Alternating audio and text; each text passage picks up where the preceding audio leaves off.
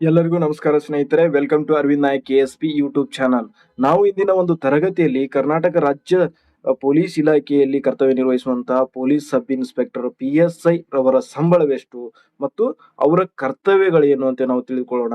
ಹಿಂದಿನ ಒಂದು ತರಗತಿಯಲ್ಲಿ ನಾವು ಪೊಲೀಸ್ ಕಾನ್ಸ್ಟೇಬಲ್ ಅಥವಾ ಪೊಲೀಸ್ ಪೇದೆಯ ಸಂಬಳ ಎಷ್ಟು ತಿಳಿದುಕೊಂಡೇವಿ. ಹಾಗಾಗಿ ಹಲವಾರು ವಿದ್ಯಾರ್ಥಿಗಳು ಕಾಮೆಂಟ್ ಮೂಲಕ ಸರ್ PSI ಸಂಬಳ ಬಗ್ಗೆನೂ ತಿಳಿಸಿ ಸರ್ ಮತ್ತು ಅವರ ಕರ್ತವ್ಯಗಳ ಬಗ್ಗೆನೂ ತಿಳಿಸಿ ಅಂತ ರಿಕ್ವೆಸ್ಟ್ ಮಾಡಿದ್ರು. ಹಾಗಾಗಿ ಮತ್ತು ನಮ್ಮ ಬಡ ವಿದ್ಯಾರ್ಥಿಗಳು ಓದುವಂತ ವಿದ್ಯಾರ್ಥಿಗಳಿಗೆ ಸ್ಫೂರ್ತಿದಾಯಕವಾಗ್ಲಿ, ಇನ್ನು ಪೊಲೀಸ್ ಇಲಾಖೆಗೆ ಈ ಸಂಬಳ ನೋಡಿ ಆದ್ರೂ ಪೊಲೀಸ್ ಇಲಾಖೆಗೆ ಬಂದು ಜಾಯಿನ್ ಆಗ್ಲಿ ಅಂತ ಈ ವಿಡಿಯೋ ಮಾಡುವ ಒಂದು ಮುಖ್ಯ ಉದ್ದೇಶವಾಗಿರುತ್ತೆ ಸ್ನೇಹಿತರೆ. ಹಾಗಾಗಿ ಕರ್ನಾಟಕ ರಾಜ್ಯದಲ್ಲಿ ಕರ್ತವ್ಯ ನಿರ್ವಹಿಸುವಂತ ಪೊಲೀಸ್ ಸಬ್ ಇನ್ಸ್ಪೆಕ್ಟರ್ ಅಂದ್ರೆ ಪೊಲೀಸ್ ಉಪನಿರೀಕ್ಷಕರ ಒಂದು ಸಂಬಳವೆಷ್ಟು ಅಂತ ನಾವು ಇಂದಿನ ಒಂದು ತರಗತಿಯಲ್ಲಿ ತಿಳಿದುಕೊಳ್ಳೋಣ. ಬನ್ನಿ. ಪೊಲೀಸ್ ಸಬ್ ಇನ್ಸ್ಪೆಕ್ಟರ್ ಅವರ ಪೇ ಸ್ಕೇಲ್ ಎಷ್ಟು ಅಂದ್ರೆ ಸ್ಟಾರ್ಟಿಂಗ್ ಎಷ್ಟು ಗಂಟೆ 61,300 1,12,300 ಅವರ ಪೇ ಸ್ಕೇಲ್ ಇರುತ್ತದೆ. ಅಂದರೆ ಸ್ಟಾರ್ಟಿಂಗ್ ಸಂಬಳ 61,300 ರೂಪಾಯಿ ಸ್ಟಾರ್ಟಿಂಗ್ ಬೇಸಿಕ್ ಮೂಲ ವೇತನ ಸ್ಟಾರ್ಟ್ ಆಗ್ತದ. ನಂತರ ಇದರ ಜೊತೆಗೆ ಅಲೌನ್ಸ್ ಗಳು ಕೊಡ್ತಾರೆ ಸ್ನೇಹಿತರೆ. ಅದು ಯಾವುದಂತ ತಿಳಿದುಕೊಳ್ಳೋಣ. ನೋಡಿ, ಬೇಸಿಕ್ ಸ್ಯಾಲ್ರಿ ಪ್ರಾರಂಭದಲ್ಲಿ ನಾನು ಏನು ಸ್ಯಾಲ್ರಿ ತೋರಿಸ್ತಾ ಇದ್ದೀನಲ್ಲ, ಇತ್ತೀಚೆಗೆ ಆಯ್ಕೆ ಆದಂತ 545 ಇಲ್ಲ 545 ಪೋಸ್ಟ್ ಅಲ್ಲಿ ಆಯ್ಕೆ ಆಗಿದಾರಲ್ಲ, ಅವರ ಒಂದು ಪೇ ಸ್ಲಿಪ್ ಅನ್ನು ತೆಗೆದುಕೊಂಡು ನಾನು ನಿಮ್ಗೆ ತಿಳಿಸ್ತಾ ಇದ್ದೀನಿ. ಹಾಗಾಗಿ ಮೂಲ ವೇತನ ಪ್ರಾರಂಭದಲ್ಲಿ 61,300 ರೂಪಾಯಿ ಇರ್ತದ. ನಂತರ ಅದಕ್ಕೆ ಅಡಿಷನಲ್ ಏನೇನು ಸಿಗ್ತಾವ, ಅವ್ರಿಗೆ ಸಿಗುವಂತ ಸೌಲಭ್ಯಗಳು ಏನಂತ ತಿಳ್ಕೊಳ್ಳೋಣ. ನೋಡಿ, ಅವರಿಗೆ ಇಂಟರ್ನಲ್ ರಿಕವರೀಸ್ ಅಲೌನ್ಸಸ್ ಅಂತ ಸಿಗ್ತಾವ. ಅಲ್ಲಿ ಏನೇನ್ ಇರ್ತಾವ, ಅದರಲ್ಲಿ ಏನೇನ್ ಇರ್ತಾವ ಅಂತ ತಿಳಿದುಕೊಳ್ಳೋಣ.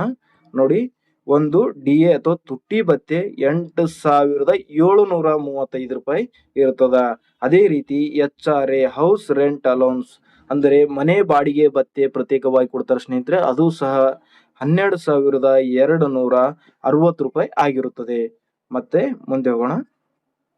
CCA ಕೊಡ್ತಾರೆ. CCA ಅಂದರೆ ಸಿಟಿ ಅಥವಾ ನಗರ ಪರಿಹಾರ ಭತ್ಯೆ ಅಂತ ಕರಿತೇವೆ. ಇದು ಸಹ ನಗರದಲ್ಲಿ ಕರ್ತವ್ಯ ನಿರ್ವಹಿಸುವವರಿಗೆ ಮಾತ್ರ ಇದು 750 ರೂಪಾಯಿ ಸಿಗ್ತದ. ಜಿಲ್ಲಾ ಘಟಕದಲ್ಲಿ ಕರ್ತವ್ಯ ನಿರ್ವಹಿಸುವವರಿಗೆ ಅಥವಾ ಜಿಲ್ಲಾ ಘಟಕದಲ್ಲಿ ಕರ್ತವ್ಯ ನಿರ್ವಹಿಸುವಂತಹ PSI ಅಥವಾ PSIಗಳಿಗೆ ಈ ನಗರ ಪರಿಹಾರ ಭತ್ಯೆ ಸಿಗುವುದಿಲ್ಲ. ಮೆಡಿಕಲ್ ಅಲೌನ್ಸ್ 500 ರೂಪಾಯಿ ಕೊಡ್ತಾರೆ. ಅದೇ ರೀತಿ ರೇಷನ್ ಅಲೌನ್ಸ್ 400 ರೂಪಾಯಿ ಮತ್ತು ಯೂನಿಫಾರ್ಮ್ ಮೇಂಟೆನೆನ್ಸ್ ಅಲೌನ್ಸ್ 500 ರೂಪಾಯಿ ಪರ್ ಮಂತ್ ಕೊಡ್ತಾರೆ ಸ್ನೇಹಿತರೆ. ಇದು ಸಹ ವೇತನದಲ್ಲಿ ಆಡ್ ಆಗಿ ಬರ್ತದ. ಅದೇ ರೀತಿ ಸ್ಪೆಷಲ್ ಕಿಟ್ ಪ್ರತಿ ತಿಂಗಳ 40 ರೂಪೀಸ್ ಕೊಡ್ತಾರೆ.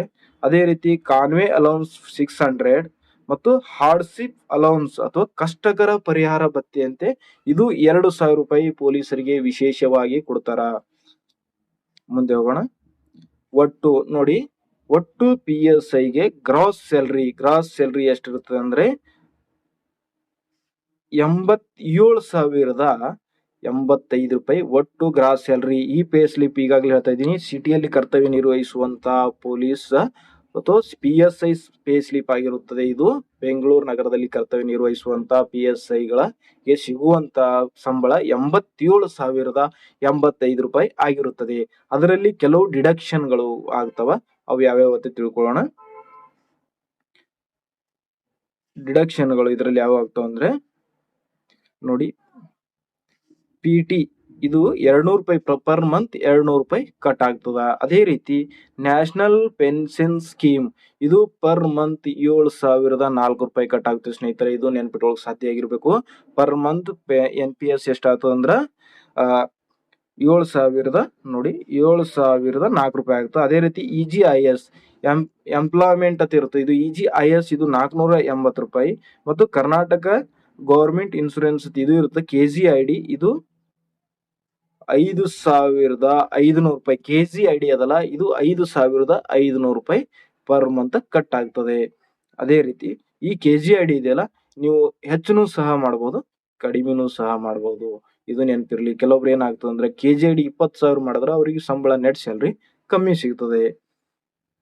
ಮುಂದೆ ನೋಡಿ, ROP ಅಂತೆ ರಿಕವರಿ ಆಫ್ ಪೇ ಇದು ಎಷ್ಟಾಗ್ತದೆ ಅಂದ್ರೆ 3,215 ರೂಪಾಯಿ ROP ಕಟ್ ಆಗ್ತಿದೆ. ಇದು ಹೊಸದಿದೆ ಸ್ನೇಹಿತರೆ, ಕೆಲವು ಮುಂದೆ ಕಟ್ ಆಗೋದಿಲ್ಲ. ಹಾಗಾಗಿ ಈಗ ಹೊಸದಾಗಿ ಇದು ಪೇ ಸ್ಲಿಪ್ ಹೊಸದಾಗಿ ತೆಗೆದುಕೊಂಡೆಲ್ಲ 545 ಇತ್ತೀಚೆಗೆ ಆಯ್ಕೆಯಾದಂತ PSI ಪೇ ಸ್ಲಿಪ್ ತೆಗೆದುಕೊಂಡಿಲ್ಲ. ಹಾಗಾಗಿ ಇದು ROP ರಿವಿಷನ್ ಆಫ್ ಪೇ ಎಷ್ಟು 3,215 ರೂಪಾಯಿ ಕಟ್ ಆಗ್ತದೆ. ಮುಂದೆ ಹೋಗೋಣ. ಅದರ್ಸ್ ಅಲೌನ್ಸ್ ಅಂತ ಬರುತ್ತೆ, ಆರೋಗ್ಯ ಭಾಗ್ಯ ಮತ್ತು ಇತರ ಅಲೌನ್ಸ್ ಗಳು ಸೇರಿ ಏನಾಗ್ತದೆ ಅಂದ್ರೆ 430 ರೂಪಾಯಿ ಕಟ್ ಆಗ್ತದೆ. ಮುಂದೆ ಹೋಗೋಣ. ಟೋಟಲ್ ಡಿಡಕ್ಷನ್ ನೋಡಿ, ಟೋಟಲ್ ಅವರ ಸಂಬಳದಲ್ಲಿ 85,085 ರೂಪಾಯಿ ಟೋಟಲ್ ಗ್ರಾಸ್ ಸ್ಯಾಲರಿ ಇತ್ತಲ್ಲ, ಅದರಲ್ಲಿ 16,829 ರೂಪಾಯಿ ಪರ್ ಮಂತ್ ಕಟ್ ಆಗೇ ಆಗ್ತದ. ಕಟ್ ಆಗಿ ಅವರಿಗೆ ಸಿಗುವಂತ ಕೈಗೆ ಬರುವಂತ ಒಂದು ಸಂಬಳ ಎಷ್ಟು ಗೊತ್ತಾ? 70,256 ರೂಪಾಯಿ ಅವರಿಗೆ ಪರ್ ಮಂತ್ ನೆಟ್ ಸ್ಯಾಲರಿ ಅವರ ಕೈಗೆ ಸಿಗುವಂತ ಒಂದು ಸಂಬಳ ಆಗಿರುತ್ತದೆ ನೋಡಿ. ಹಾಗಾಗಿ ಒಟ್ಟು ನೋಡಿ, PSI ಮತ್ತು ಪೊಲೀಸ್ ಕಾನ್ಸ್ಟೇಬಲ್ ಗೆ ಇರುವಂತಹ ಸಂಬಳದ ಡಿಫರೆನ್ಸ್ ಎಷ್ಟು ಗೊತ್ತಾ? ಇಲ್ಲಿ ತಿಳ್ಕೊಳ್ಳೋಣ. ಆಲ್ರೆಡಿ ನೀವು ಯಾರಾದ್ರೂ ಪೊಲೀಸ್ ಕಾನ್ಸ್ಟೇಬಲ್ ಸಂಬಳ ಬಗ್ಗೆ ನಿಮ್ಗೆ ಏನಾದ್ರು ಮಾಹಿತಿ ಬೇಕಾದ್ರ ನೀವು ನಮ್ಮ ಹಿಂದಿನ ಒಂದು ತರಗತಿಯನ್ನು ವೀಕ್ಷಣೆ ಮಾಡಕ ಸಾಧ್ಯ ಆಗಿರ್ಬೇಕು. ಅಲ್ಲಿ ಸಂಪೂರ್ಣವಾಗಿ ಹೇಳಿದೀನಿ. ಆದ್ರೆ ಇಲ್ಲಿ ನೋಡಿ, ಪೊಲೀಸ್ ಕಾನ್ಸ್ಟೇಬಲ್ ಗಳ ನೆಟ್ ಸ್ಯಾಲರಿ ಎಷ್ಟು ಇರ್ತದ ಅಥವಾ ಪೊಲೀಸ್ ಪೇದೆ ನೆಟ್ ಸ್ಯಾಲರಿ 39,418 ರೂಪಾಯಿ ಇರ್ತದೆ. ಅದೇ ರೀತಿ PSI ನೆಟ್ ಸ್ಯಾಲರಿ 70,256 ರೂಪಾಯಿ ಇರ್ತದ. ಇದರಲ್ಲಿ ಇದು ಮೈನಸ್ ಮಾಡಿದ್ರೆ ಎಷ್ಟಾಗ್ತದ ಅಂದ್ರ 30,838 ರೂಪಾಯಿ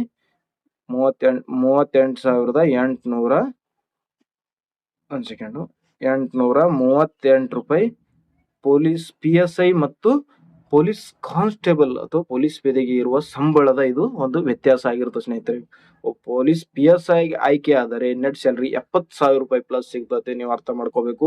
ಅದೇ ರೀತಿ ಪೊಲೀಸ್ ಪೇದೆ ಅಥವಾ ಪೊಲೀಸ್ ಕಾನ್ಸ್ಟೇಬಲ್ ಆಗಿ ನೀವು ಆಯ್ಕೆ ಆದರೆ 39,418 ರೂಪಾಯಿ. ಇದು ನಾನು ಇದು ಪೊಲೀಸ್ ಕಾನ್ಸ್ಟೇಬಲ್ ಜಿಲ್ಲಾ ಘಟಕದ ಒಂದು ಪೇ ಸ್ಲಿಪ್ ತಗೊಂಡಿನಿ. ಸ್ವಲ್ಪ ವೇರಿಯೇಷನ್ ಆಗ್ತದೆ, 1,000, 2,000, 3,000 ವೇರಿಯೇಷನ್ ನಗರಕ್ಕೂ ಮತ್ತು ಡಿಸ್ಟಿಕ್ ಜಿಲ್ಲಾ ಕೇಂದ್ರಕ್ಕೂ ಸ್ವಲ್ಪ ವೇರಿಯೇಷನ್ ಆಗ್ತದೆ ಅಮೌಂಟ್ ಅಲ್ಲಿ. ಅದೇ ರೀತಿ ನೋಡಿ, PSI ಯಾವ ದರ್ಜೆಯ ಒಂದು ನೌಕರರಾಗಿರುತ್ತಾರೆ? ಇವರು ಸಿ ದರ್ಜೆಯ ನೋಡಿ, ಸಿ ಗ್ರೂಪ್ ನೌಕರರು ಆಗಿರುತ್ತಾರೆ. PSI ಮತ್ತು PC ಎರಡು ಸಿ ದರ್ಜೆಯ ಒಂದು ನೌಕರರು ಆಗಿರುತ್ತಾರೆ. ಅದೇ ರೀತಿ ನೋಡಿ, ಇಲ್ಲಿ ಹಾಕಿದೆ ನೋಡಿ, ಸಿ ದರ್ಜೆಯ ಅಥವಾ ಗ್ರೂಪ್, ಯಾವ ಗ್ರೂಪ್ ನೌಕರರು ಅಂದ್ರ ಸಿ ಗ್ರೂಪ್ ನೌಕರರು ಆಗಿರುತ್ತಾರೆ. ಅದೇ ರೀತಿ PSI ಆಗ್ಬೇಕಾದರೆ ಅವರಿಗಿರುವಂತ ವಿದ್ಯಾರ್ಹತೆ ಏನಾಗಿರ್ಬೇಕಪ್ಪ ಅಂದ್ರ ಯಾವುದೇ ಅಂಗೀಕೃತ ವಿಶ್ವವಿದ್ಯಾಲಯದಿಂದ ಪದವಿಯನ್ನು ಪಡೆದಿರಬೇಕು. BA, BCom, BSc, any other ಅಥವಾ ಇಂಜಿನಿಯರಿಂಗ್, ಯಾವುದೇ ಒಂದು ಅಂಗೀಕೃತ ವಿಶ್ವವಿದ್ಯಾಲಯದಿಂದ ಪದವಿಯನ್ನು ಪಡೆದರ ಅವರು PSI ಹುದ್ದೆಗೆ ಅರ್ಜಿ ಸಲ್ಲಿಸಲು ಅರ್ಹತೆಯನ್ನು ಹೊಂದಿರ್ತಾರ. ಇದು ನೆನ್ಪಿಟ್ಕೊಳಕ ಸಾಧ್ಯ ಆಗಿರ್ಬೇಕು. ಅದೇ ರೀತಿ ಒಬ್ರು ಅಥವಾ ಒಬ್ಬ ವ್ಯಕ್ತಿ PSI ಗೆ ಆಯ್ಕೆ ಆದರೆ ಅವರು ಮಾಡುವಂತ ಒಂದು ಕರ್ತವ್ಯ ಅಥವಾ ಡ್ಯೂಟೀಸ್ ಏನ್ ಕರ್ತವ್ಯ ಇರ್ತದ, ಅವ್ರು ಏನೇನು ಕರ್ತವ್ಯಗಳು ಮಾಡ್ತಾರತ್ತೆ ನಾವು ಅದು ಸಹ ತಿಳಿದುಕೊಳ್ಳೋಣ. ನೋಡಿ, ಮೊಟ್ಟ ಮೊದಲನಾಗಿ PSI ಗೆ ಆಯ್ಕೆಯಾದಂತ ಅಭ್ಯರ್ಥಿಯು ಕಾನೂನು ಮತ್ತು ಸುವ್ಯವಸ್ಥೆ, ಲಾ ಅಂಡ್ ಆರ್ಡರ್ ಮೇಂಟೈನ್ ಮಾಡೋದು ಮುಖ್ಯವಾದ ಒಂದು ಕರ್ತವ್ಯ ಆಗಿರುತ್ತದೆ. ಅವರಿಗೆ ಕೊಟ್ಟಂತ ಲಿಮಿಟ್ಸ್ ನಲ್ಲಿ ಪ್ರದೇಶದಲ್ಲಿ ಶಾಂತಿ ಮತ್ತು ಭದ್ರತೆ ನೋಡಿಕೊಳ್ಳೋದು ಮುಖ್ಯವಾದ ಕರ್ತವ್ಯ ಆಗಿರುತ್ತದೆ. ಅಲ್ಲಿ ಯಾವುದೇ ರೀತಿ ಜಗಳ ಮತ್ತು ಗಲಭೆಗಳನ್ನು ತಡೆಯುವುದು ಮುಖ್ಯ ಕರ್ತವ್ಯ PSI ಇದು ಆಗಿರುತ್ತದೆ. ಮತ್ತೆ FIR ಅನ್ನು ದಾಖಲಿಸುವುದು, ಫಸ್ಟ್ ಇನ್ಫಾರ್ಮೇಶನ್ ರಿಪೋರ್ಟ್. ಯಾವುದೇ ಒಬ್ಬ ವ್ಯಕ್ತಿ ದೂರು ಕೊಡಲು ಬಂದಾಗ ತನಿಖಾಧಿಕಾರಿಯಾಗಿ PSI ಅವರು ಏನ್ ಮಾಡ್ತಾರಪ್ಪ ಅಂದ್ರ ದೂರನ್ನು ದಾಖಲಿಸುವಂತ ಒಂದು ಅಧಿಕಾರವನ್ನು ಸಂಪೂರ್ಣವಾಗಿ ಹೊಂದಿರ್ತಾರೆ. ಅದೇ ರೀತಿಯಾಗಿ ತನಿಖೆಯನ್ನು ನಡೆಸುವುದು, ಯಾವುದೇ ಒಬ್ರು FIR ಮಾಡಿಸಿರ್ತಾರಲ್ಲ ಅಥವಾ ದೂರನ್ನು ಕೊಟ್ಟಿರ್ತಾರಲ್ಲ, ಅದರಲ್ಲಿ ಎಷ್ಟು ಸತ್ಯದ ಎಷ್ಟು ಸುಳ್ಳದ ಮತ್ತು ಅದನ್ನು ತನಿಖೆ ಮಾಡುವ ಅಧಿಕಾರ ಪೊಲೀಸ್ ಸಬ್ ಇನ್ಸ್ಪೆಕ್ಟರ್ PSI ರವರಿಗೆ ಆಗಿರುತ್ತದೆ. ಅದು ನೆನ್ಪಿಟ್ಕೊಳಕ ಸಾಧ್ಯ ಆಗಿರಬೇಕು. ಪ್ರಕರಣವನ್ನು ತನಿಖೆ ಮಾಡುವುದು ಮತ್ತೆ ಅದೇ ರೀತಿಯಾಗಿ ಎವಿಡೆನ್ಸ್ ಗಳನ್ನು ಅಥವಾ ಸಾಕ್ಷಿಗಳನ್ನು ಸಂಗ್ರಹ ಮಾಡುವುದು, ಆರೋಪಿಗಳನ್ನು ಪತ್ತೆ ಹಚ್ಚುವುದು ಇವರ ಮುಖ್ಯ ಕರ್ತವ್ಯ ಆಗಿರುತ್ತದೆ. ಅದೇ ರೀತಿ ಸಿಬ್ಬಂದಿಗಳನ್ನು ಮೇಲ್ವಿಚಾರಣೆ ಮಾಡೋದು. ಅಂದರೆ ಯಾವುದೇ ಒಂದು ಪೊಲೀಸ್ ಸಬ್ ಇನ್ಸ್ಪೆಕ್ಟರ್ ಇರ್ತಲ್ಲ ಅವ್ರ ಕೈ ಕೆಳಗೆ ಅಥವಾ ಅವರು ಒಂದು ಠಾಣಾ ಅಧಿಕಾರಿಯಾಗಿರ್ತಾರಲ್ಲ ಅವ್ರ ಕೆಳಗೆ ಒಂದು 20 ರಿಂದ 30 ಜನ ಸಿಬ್ಬಂದಿಗಳನ್ನು ಕೊಟ್ಟಿರ್ತಾರಲ್ಲ ಅವರನ್ನು ಕರ್ತವ್ಯಗೆ ನೇಮಕ ಮಾಡುವುದು, ನೀವು ಈ ಎಲ್ಲರಿಗೆ ಏನೋ ಡ್ಯೂಟಿಯನ್ನು ಹಂಚಿಕೆ ಮಾಡುವುದು ಇವರ ಮುಖ್ಯ ಕರ್ತವ್ಯ ಆಗಿರುತ್ತದೆ. ನೋಡಿ, ಪೆಟ್ರೋಲಿಂಗ್ ಕರ್ತವ್ಯ ಅಂದರೆ ಯಾವುದೇ ಒಬ್ಬ ಅಧಿಕಾರಿ ತನ್ನ ವ್ಯಾಪ್ತಿಯಲ್ಲಿ ಪೆಟ್ರೋಲಿಂಗ್ ಕರ್ತವ್ಯವನ್ನು ಮಾಡುವುದು ಮುಖ್ಯವಾಗಿರುತ್ತೆ. ಎಲ್ಲಾ ಕಡೆ ತಿರುಗಾಡಿ ಯಾವುದೇ ರೀತಿ ಕಾನೂನು ಸುವ್ಯವಸ್ಥೆಯನ್ನು ಹಾಳಾಗದ ರೀತಿ, ಸಮಾಜದಲ್ಲಿ ಕಾನೂನಿನ ಮೇಲೆ ನಂಬಿಕೆ ಬರುವ ರೀತಿಯಲ್ಲಿ, ಮತ್ತೆ ಜನರಿಗೆ ಏನಪ್ಪಾ ಅಂದ್ರೆ ಫೈನ್ ಹಾಕುವುದರ ಮೂಲಕ, ದಂಡವನ್ನು ವಿಧಿಸುವ ಮೂಲಕ ಕಾನೂನನ್ನು ಅರಿವು ಮೂಡಿಸುವುದು PSI ರವರ ಒಂದು ಮುಖ್ಯ ಕರ್ತವ್ಯವಾಗಿರುತ್ತದೆ. ಅದೇ ರೀತಿ ಸಂಬಂಧಪಟ್ಟಂತ ಲಿಮಿಟ್ಸ್ ನ ಶಾಲಾ ಮತ್ತು ಕಾಲೇಜ್ಗಳಿಗೆ ಹೋಗಿ ಶಾಲಾ ಮಕ್ಕಳಿಗೆ ಅವರಿಗೆ ಏನು ಕಾನೂನಿನ ಅರಿವು ಮೂಡಿಸುವುದು ಒಬ್ಬ PSI ಯ ಮುಖ್ಯ ಕರ್ತವ್ಯವೂ ಸಹ ಆಗಿರುತ್ತದೆ. ಮತ್ತೆ ಬಂಧನ ಮತ್ತು ವಿಚಾರಣೆ ಅಂದರೆ ಕಾನೂನು ಪ್ರಕಾರ ಆರೋಪಿಗಳನ್ನು ಬಂಧಿಸುವುದು, ಅಂದರೆ ಅವರನ್ನು ಅರೆಸ್ಟ್ ಮಾಡುವುದು ಮತ್ತು ಅವರನ್ನು ವಿಚಾರಣೆ ಮಾಡುವುದು ಇವರ ಮುಖ್ಯ ಕರ್ತವ್ಯ ಆಗಿರುತ್ತದೆ.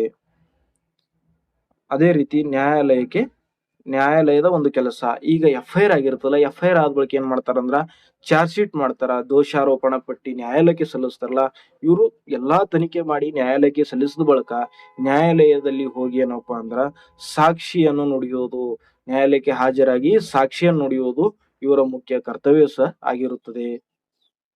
ಅದೇ ರೀತಿ ಸಾರ್ವಜನಿಕರ ಒಂದು ಸೇವೆ ಮಾಡೋದು, ಜನರು ಸಮಸ್ಯೆಗಳಿಗೆ ಸ್ಪಂದಿಸುವುದು ಮತ್ತು ತುರ್ತು ಪರಿಸ್ಥಿತಿಯಲ್ಲಿ ಅವರಿಗೆ ಸಹಾಯ ಮಾಡುವುದು ಇವರ ಮುಖ್ಯ ಕರ್ತವ್ಯ ಆಗಿರುತ್ತದೆ. ಇದು ಸಹ ನೆನಪಿಟ್ಕೋಬೇಕು. ಅದೇ ರೀತಿ ಸರ್ಕಾರಿ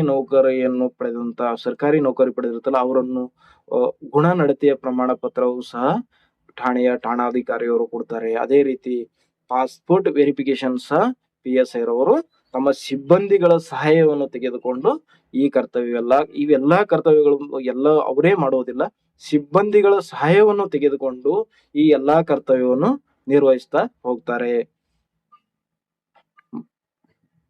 ಇಷ್ಟು ನಾವು ಇಲ್ಲಿವರೆಗೂ ಏನ್ ತಿಳಿದುಕೊಂಡೇವು ಅಂದ್ರ PSI ನೋಡ್ರಿ, PSI ಅವರ ಸಂಬಳ ಎಷ್ಟು, ಅವರು ಇರುವಂತ ಒಂದು ಸೌಲಭ್ಯಗಳು ಮತ್ತು ಅವರು ಯಾವ ದರ್ಜೆಯ ನೌಕರರು, ನೋಡಿ ಯಾವ ದರ್ಜೆಯ ನೌಕರು ಅಂದ್ರೆ C ದರ್ಜೆಯ ನೌಕರು, ಅವ್ರಿಗೆ ಇರುವಂತ ಅರ್ಹತೆ ಏನಾಗಿರ್ಬೇಕಂದ್ರ ಎನಿ ಡಿಗ್ರಿ ಆದ್ರೆ ಅವರು ಅರ್ಜಿ ಸಲ್ಲಿಸಲು ಅವಕಾಶ ಇರ್ತದ. ಮುಂದೆ ಅವರ ಕರ್ತವ್ಯಗಳು ಏನಂತೆ ನಾವು ಸಂಪೂರ್ಣವಾಗಿ ತಿಳ್ಕೊಂಡಿವೆ. ಅದನ್ನು ಬಿಟ್ಟು ಇನ್ನು ಬಂದೋಬಸ್ತ್ ಕರ್ತವ್ಯಗಳು ಬರ್ತಾವ, ಹಲವಾರು ಕರ್ತವ್ಯಗಳು ಬರ್ತವೆ ಸ್ನೇಹಿತರೆ. ಈ ಪೊಲೀಸ್ ಅಲ್ಲಿ ಇಷ್ಟೇ ಕರ್ತವ್ಯಗಳು ಲಿಮಿಟ್ಸ್ ಇರಲ್ಲ, ಹಲವಾರು ಕರ್ತವ್ಯಗಳು ಬರ್ತಾವ. ಅದರ ಮೇಲ್ವಿಚಾರಣೆ ಮಾಡುವುದು PSI ರವರ ಒಂದು ಕರ್ತವ್ಯ ಆಗಿರುತ್ತದೆ. ನೋಡಿ, ಇಷ್ಟು ಇಲ್ಲಿವರೆಗೆ PSI ಅವರ ಸಂಬಳ ಮತ್ತು ಅವರ ಕರ್ತವ್ಯಗಳು ಮತ್ತು ಯಾವ ದರ್ಜೆಯ ನೌಕರರು ಅಂತ ತಿಳಿದುಕೊಂಡಿವಿ. ನಾವು ಹಿಂದಿನ ಒಂದು ವಿಡಿಯೋದಲ್ಲಿ police sub inspector police constable ರವರ ಸಂಬಳ ತಿಳಿಸಿದಾಗ ಹಲವಾರು ಜನ ಏನಂದ್ರ ಕಾಮೆಂಟ್ ಮಾಡಿದ್ರು, ಇಷ್ಟು ಸಂಬಳ ಇಲ್ಲ, ನೀವು ಸುಳ್ಳು ಹೇಳ್ತಾ ಇದ್ದೀರಿ ಅಂತೆ. ಅವ್ರಿಗೆ ಹೇಳ್ತಾ ಇದ್ದೀನಿ, ದಯವಿಟ್ಟು ನಿಮ್ಗೆ ಏನಾದ್ರು, ನಾವು ಆಲ್ರೆಡಿ ತಗೊಳ್ಕತ್ತಿದ್ದೆ ನಿಮ್ಮ ಸಂಬಳವನ್ನು ನಾವು ತಿಳಿಸ್ತಾ ಇದೀವಿ. ನಿಮಗೆ ಏನಾದರೂ ಸಂಶಯ ಇದ್ರ ಡಿಸ್ಕ್ರಿಪ್ಷನ್ ಬಾಕ್ಸ್ ನಲ್ಲಿ ಇರುವಂತ ಒಂದು ನಂಬರ್ಗೆ ನೀವು ಮೆಸೇಜ್ ಮಾಡಿ, ನಾ ಖಂಡಿತ ನಿಮ್ಗೆ salary slip PSI and PC ಎರಡದು ನಾನು ಸ್ಯಾಲ್ರಿ ಸ್ಲಿಪ್ ನಿಮ್ಗೆ ಕಳಿಸ್ಕೊಡ್ತೀನಿ. ಅದೇ ರೀತಿ ಹಲವಾರು ಜನ ಕೆಲವು ಪ್ರಶ್ನೆಗಳು ಕೇಳಿದ್ರು ಕಾಮೆಂಟ್ ಮೂಲಕ, ಅದಕ್ಕಾಗಿ ಇಲ್ಲಿ ಉತ್ತರಿಸಕ್ಕೆ ನಾನು ಪ್ರಯತ್ನ ಮಾಡ್ತಾ ಇದ್ದೀನಿ. ನೋಡಿ, ನನ್ನ ಮಗ ಇವಾಗ 10th ಪಾಸ್ ಮಾಡಿ ಮತ್ತೆ ಸೆಕೆಂಡ್ PUC ಓದುತ್ತಿದ್ದಾನೆ. ಸೆಕೆಂಡ್ PUC ಯಲ್ಲಿ ಎಷ್ಟು ಮಾರ್ಕ್ಸ್ ಬಂದರೆ ಪೊಲೀಸ್ ತಗೋಬಹುದು ಅಥವಾ ಇಲ್ಲ? 10th ಇದ್ದಾನೆ, ಪೊಲೀಸ್ ತಗೋತಾರ ಅಂತ ನಮಗೆ ಡೌಟ್ ಇದೆ, ಫೋನ್ ಮಾಡಬೇಕು ಸರ್. ನೋಡಿ, SLC ಮತ್ತು PUC ಮೇಲೆ ನೀವು ಅಪ್ಲೈ ಮಾಡೋಕ ಇಲ್ಲಿ ಅವಕಾಶ ಇದೆ, ನಮ್ಮ ಪೊಲೀಸ್ ಇಲಾಖೆಯಲ್ಲಿ ಅವಕಾಶ ಇದೆ. ಯಾವುದೇ ರೀತಿ PUC ಮತ್ತು SLC ಮಾರ್ಕ್ಸ್ ಕನ್ಸಿಡರ್ ಮಾಡಲ್ಲ, ನೇರವಾಗಿ CET ಮಾರ್ಕ್ಸ್ ಮಾತ್ರ ಕನ್ಸಿಡರ್ ಮಾಡ್ತಾರ. ಹಾಗಾಗಿ ನಾ ಡಿಸ್ಕ್ರಿಪ್ಷನ್ ಬಾಕ್ಸ್ ನಲ್ಲಿ ನಂಬರ್ ಕೊಟ್ಟಿದ್ದೀನಿ, ದಯವಿಟ್ಟು ಕಾಂಟ್ಯಾಕ್ಟ್ ಮಾಡಿ. ಸಂಪೂರ್ಣವಾದ ಮಾಹಿತಿಯನ್ನು ನಿಮ್ಗೆ ಯಾರಿಗೆ ಹನುಮಂತ್ ಸರ್ಗೆ ದಯವಿಟ್ಟು ನಮ್ಗೆ ಕಾಂಟ್ಯಾಕ್ಟ್ ಮಾಡಿ ಸರ್, ನಾವು ನಿಮ್ಗೆ ಸಂಪೂರ್ಣವಾದ ಮಾಹಿತಿಯನ್ನು ನಾನು ನಿಮ್ಗೆ ತಿಳಿಸ್ಕೊಡ್ತೀನಿ. ನೆಕ್ಸ್ಟ್ ಹೋಗೋಣ. ಇಲ್ಲೊಬ್ರು ನೋಡಿ, ಸರ್ ಟ್ರೈನಿಂಗ್ ನಲ್ಲಿ ಸ್ಯಾಲ್ರಿ ಎಷ್ಟು ಸರ್? ಯಾವುದೇ ರೀತಿ ಪೊಲೀಸ್ ಇಲಾಖೆಯಲ್ಲಿ ಟ್ರೈನಿಂಗ್ನಲ್ಲಿ ಇಷ್ಟು ಸ್ಯಾಲ್ರಿ, ಟ್ರೈನಿಂಗ್ ಮುಗಿದ ಬಳಿಕ ಇಷ್ಟು ಸ್ಯಾಲ್ರಿ ಅಂತ ಇರುವುದಿಲ್ಲ. ಪ್ರಾರಂಭದಲ್ಲಿ ಏನು ಸ್ಯಾಲ್ರಿ ಇರುತ್ತಲ್ಲ ಅದನ್ನೇ ಎಲ್ಲ ಕಂಟಿನ್ಯೂ ಇರುತ್ತೆ. ಮುಂದೆ ಇನ್ಕ್ರಿಮೆಂಟ್ ಮಾತ್ರ ಹೆಚ್ಚಾಗ್ತಾ ಹೋಗ್ತದೆ. ಅದು ಸ್ಯಾಲ್ರಿ ಬಗ್ಗೆ ನಾನು ಹಿಂದಿನ ಒಂದು ತರಗತಿಯಲ್ಲಿ ತಿಳಿಸ್ಕೊಡ್ತೀನಿ. ದಯವಿಟ್ಟು ನೋಡಕ ನೀವು ಸಾಧ್ಯ ಆಗಿರ್ಬೇಕು. ಮುಂದೆ ನೋಡಿ, ಕಣ್ಣಿನ ದೃಷ್ಟಿ ಸಮಸ್ಯೆ ಇದ್ದವರು ಪೊಲೀಸ್ ಹುದ್ದೆಗೆ ಅರ್ಜಿ ಹಾಕಬಹುದಾ? ದಯವಿಟ್ಟು ಸರ್, ಕಲರ್ ಬ್ಲೈಂಡ್ನೆಸ್ ಇದ್ದರೆ ಪೊಲೀಸ್ ಹುದ್ದೆಗೆ ಅರ್ಜಿ ಹಾಕಲು ಅರ್ಹರಾಗಿರೋದಿಲ್ಲ. ಇದು ಮಾತ್ರ ನೆನ್ಪಿಟ್ಕೊಳ್ಳಿ. ಕಲರ್ ಬ್ಲೈಂಡ್ನೆಸ್ ಏನಾದರೂ ಇಲ್ಲ ಅಂದ್ರೆ ನೀವು ನನಗೆ ಕಾಂಟ್ಯಾಕ್ಟ್ ಮಾಡಿ ಸರ್. ಮತ್ತೆ ನೋಡಿ, ಇಲ್ಲೊಬ್ರು ಕೇಳಿದ್ದಾರೆ, ಬ್ರೋ ಡೈಲಿ ಎಷ್ಟು ಅವರ್ ಡ್ಯೂಟಿ ಇರುತ್ತೆ? ಸರ್, ಡೈಲಿ ಇಲ್ಲಿ ಇಷ್ಟು ಅವರ್ ಡ್ಯೂಟಿ ಐತೆ ಪೊಲೀಸ್ ಇಲಾಖೆಯಲ್ಲಿ ಯಾವುದೇ ರೀತಿ ಇರೋದಿಲ್ಲ. ಕೆಲವೊಮ್ಮೆ 4 ಗಂಟೆನೂ ಇರುತ್ತೆ, 10 ಗಂಟೆ ಇರುತ್ತೆ, 15 ಗಂಟೆನೂ ಇರುತ್ತೆ. ಡಿಪೆಂಡ್ ಅಪಾನ್ ಸ್ಟೇಷನ್ ಮತ್ತು ನಾವು ಯಾವ ಸ್ಥಳದಲ್ಲಿ ಕರ್ತವ್ಯ ನಿರ್ವಹಿಸ್ತೀವಲ್ಲ ಅದರ ಮೇಲೆ ನಾವು ಡ್ಯೂಟಿ ಅವರ್ ಡಿಪೆಂಡ್ ಆಗಿರುತ್ತದೆ. ಬೆಂಗಳೂರಿನಲ್ಲಿ, ಈ ಉದಾಹರಣೆ ಬೆಂಗಳೂರಿನಲ್ಲಿ ಆದ್ರೆ 12 ಅವರ್ ಡ್ಯೂಟಿ ಇರುತ್ತದೆ. ಅದೇ ರೀತಿ ಡಿಸ್ಟಿಕ್ ಅಲ್ಲಿ ಕರ್ತವ್ಯದ ಅವರ್ ಬದಲಾವಣೆ ಇರುತ್ತದ. ಇದು ನೆನ್ಪಿಟ್ಕೊಳಕ ಸಾಧ್ಯ ಇರಬೇಕು. ಸರ್, ಕೈಯಲ್ಲಿ ಹಚ್ಚೆ ಇದ್ದರೆ ಪ್ರಾಬ್ಲಮ್ ಆಗುತ್ತಾ ಅಂತ ಕೇಳಿದ್ದಾರೆ. ಕೈಯಲ್ಲಿ ಹಚ್ಚೆ ಇದ್ದರೆ ಏನೂ ಪ್ರಾಬ್ಲಮ್ ಆಗುದಿಲ್ಲ. ದಯವಿಟ್ಟು ನೀವು ಪೊಲೀಸ್ ಇಲಾಖೆಗೆ ಅರ್ಜಿ ಹಾಕಬಹುದು. ಇಲ್ಲೊಬ್ರು ಪ್ರಶ್ನೆ ಕೇಳಿದಾರೆ ನೋಡಿ, ಸರ್ ಯಾವ ಬುಕ್ಸ್ ಸ್ಟಡಿ ಮಾಡಬೇಕು ಮತ್ತು 100% ಜಾಬ್ ಆಗಬೇಕು ಅಂತ ಬುಕ್ಸ್ ಲಿಸ್ಟ್ ಹೇಳಿ. ದಯವಿಟ್ಟು ಸರ್, ಇಲ್ಲಿವರೆಗೂ ಯಾರೂ ಪುಸ್ತಕ ಓದಿದಿಲ್ಲ ಅಂದ್ರೆ ಮೊದಲು ಚಾಣಕ್ಯ ಅಥವಾ ನೂತನ ಚಾಣಕ್ಯ ಪುಸ್ತಕವನ್ನು ಓದಿ, ಅಲ್ಲಿಂದ 6ರಿಂದ 12ನೇ ತರಗತಿವರೆಗೆ ನೀವು ಒಂದು ಬೇಸಿಕ್ ಪುಸ್ತಕಗಳು ಓದಿ ನಂತರ ನೀವು ಆತರ ಪುಸ್ತಕಗಳು ಓದುವಂತ್ರಿ. ನನಗನ್ಸಿಬಿಡಿ ಮೊದಲು ಬೇಸಿಕ್ ನಾವು ಫಿಟ್ ಆಗ್ಬೇಕ. ಮೊದಲ ನೂತನ ಚಾಣಕ್ಯ ಪುಸ್ತಕ ಓದಿ ನಂತರ ನಾನು ನಿಮ್ಗೆ ಗೈಡೆನ್ಸ್ ಮಾಡ್ತೀನಿ. ದಯವಿಟ್ಟು ಡಿಸ್ಕ್ರಿಪ್ಷನ್ ಬಾಕ್ಸ್ ಅಲ್ಲಿ ನಮ್ಮ ನಂಬರ್ ಇದೆ ಸರ್, ಕಾಂಟ್ಯಾಕ್ಟ್ ಮಾಡಿ. ದಯವಿಟ್ಟು ನಿಮ್ಗೆ ಯಾವುದೇ ರೀತಿ ಪೊಲೀಸ್ ಪರೀಕ್ಷೆಯ ಬಗ್ಗೆ ನಿಮ್ಗೆ ಏನೇ ಗೊಂದಲಗಳಿದ್ರ ನಾವು ಪರಿಹರಿಸಕ ನಾವು ಪ್ರಯತ್ನ ಮಾಡ್ತೇವೆ ಸರ್. ಇಲ್ಲಿವರೆಗೂ ಒಂದು ತರಗತಿಯನ್ನು ವೀಕ್ಷಿಸಿದ ನನ್ನ ಎಲ್ಲ ವಿದ್ಯಾರ್ಥಿ ಬಳಗಕ್ಕೆ ತುಂಬ ಹೃದಯದ ಧನ್ಯವಾದಗಳು sir. Thank you very much.